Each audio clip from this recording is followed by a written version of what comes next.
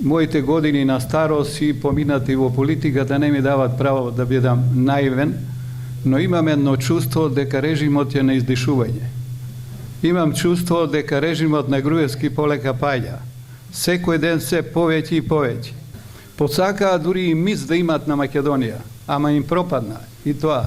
Демек тие биле најубави, мисло треба да биде од ВМРО ДПМН. Како што видовте, не се случи тоа.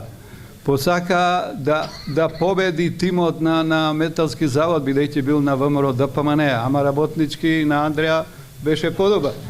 Така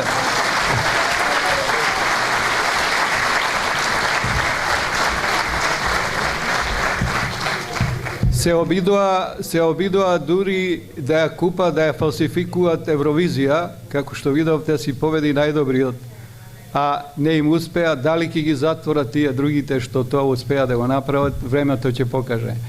Значи, не прават никакви анализи, веќе импровизират, блефират, немат стратегија, нема веќе онакви лесни проекти како што можеше да се случуваат, како што го правеа порано, и сега им останува, како што рече мој еден пријател, да крадат и фасади и споменици да градат.